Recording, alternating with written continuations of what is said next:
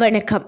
இரவு நேர பிரதான செய்திகளினூடாக நர்மதா சிறையில் முதலில் தலைப்பு செய்திகள்.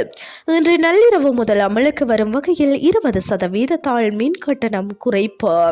100 மில்லிமீட்டருக்கும் அதிகளவான பலத்த மழை. ஜனாதிபதி இன்று இரவு நாட்டிற்கு. தென்கொரிய விமான விபத்திற்கு பறவை மோதியதே காரணம். சர்வதேச மாஸ்டர் லீக் தொடருக்கான திகதி அறிவிப்பு. இனி விரிவான செய்திகள். சராசரியாக 20% தாழ் மின் கட்டணத்தை குறைப்பதற்கு தீர்மானிக்கப்பட்டுள்ளதாக இலங்கை பொது பயன்பாடுகள் ஆணைக்குழு அறிவித்துள்ளது. இந்த கட்டண திருத்தம் இன்று நள்ளிரவு முதல் அமலுக்கு வரவுள்ளதாக அதன் தொடர்பாடல் பிரிவு பணிப்பாளர் ஜெயநாத் கேரத் தெரிவித்துள்ளார். இதன்படி முதல் 6 மாதங்களுக்கு புதிய கட்டண திருத்தத்தின் கீழ் கட்டண திருத்தம் மேற்கொள்ளப்படும் என அவர் குறிப்பிட்டுள்ளார்.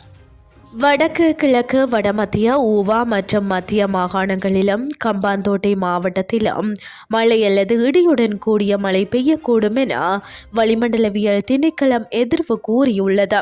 ஊவா மற்றும் கிழக்கு மாகாணங்களிலும் மாத்தளை, நுவரேலியா, பொலனறுவை மற்றும் கம்பாந்தோட்டை மாவட்டங்களின் சில இடங்களில் 100 மில்லிமீட்டருக்கும் அதிகளவான பலத்த மழை பெய்யக்கூடும்.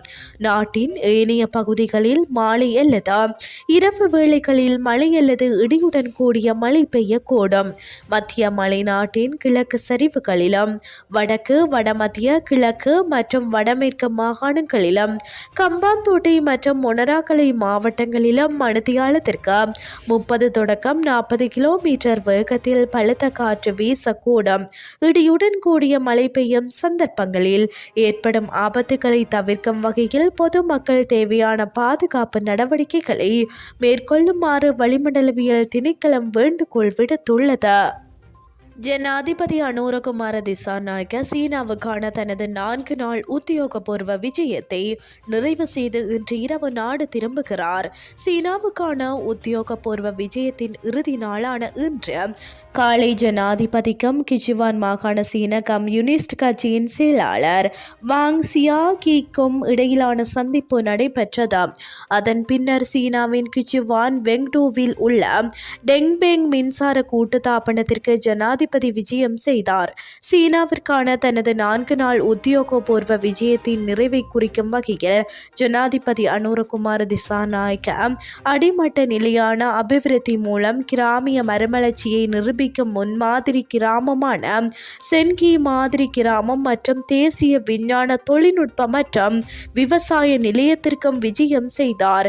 வெளிவிவகார, வெளிநாட்டு வேலைவாய்ப்பு மற்றும் சுற்றுலா அமைச்சர் விஜித கேரத், போக்குவரத்து, நெடுஞ்சாலைகள், துறைமுகங்கள் மற்றும் சிவில் விமான சேவைகள் அமைச்சர் பிமல் ரத்நாயக்க ஆகியோரும் இந்த நிகழ்ச்சிகளில் கலந்து கொண்டனர்.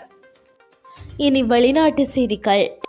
அண்மையில் இடம்பெற்ற தென்கொரிய விமான விபத்திற்கு பறவை மோதியதே காரணம் என தெரிய வந்துள்ளது. கடந்த மாதம் இடம்பெற்ற விமான விபத்தில் 179 பேர் உயிரிழந்தனர். இந்த விபத்திற்கு பறவை மோதியதே காரணம் என்று உறுதி செய்யும் வகையில் ஆதாரங்கள் கிடைத்துள்ளன. விமானத்தின் கருப்பு பெட்டிகளை மீட்டு விபத்துக்குள்ளான காரணம் குறித்து விசாரணை நடத்தப்பட்டு வருகிறது.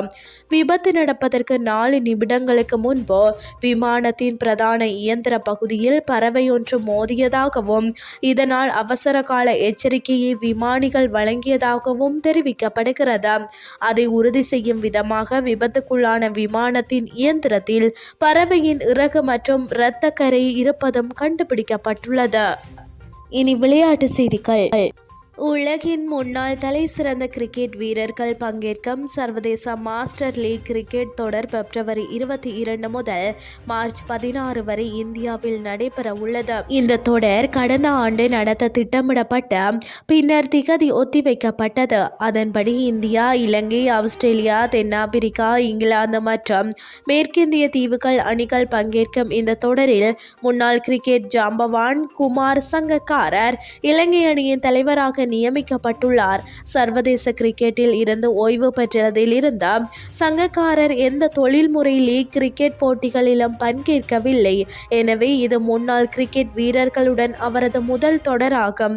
இதேவேளை இந்திய அணியின் தலைவராக சச்சின் டெண்டுல்கரும், ஆஸ்திரேலியாவின் தலைவராக ஷேன் வாட்சனும், இங்கிலாந்து அணியின் தலைவராக இயோன் மோர்கனும், மேற்கிந்திய தீவுகள் அணி தலைவராக பிரையன் லாராவும், தென்னாப்பிரிக்க அணியின் தலைவராக ஜாண்டி ரோட்ஸ் ஆகியோர் நியமிக்கப்பட்டுள்ளனர். 2025ஆம் ஆண்டுக்கான சர்வதேச மாஸ்டர் லீக் கிரிக்கெட் தொடர் மும்பை, ராய்ப்பூர் மற்றும் ராஜ்கோட்டில் நடைபெற உள்ளமை குறிப்பிடத்தக்கது. இத்துடன் செய்திகள் யாவும் நிறைவடைகின்றது. அடுத்த மணித்தியால செய்திகளை காலை 8:30க்கு எதிர்பாருங்கள். நன்றி.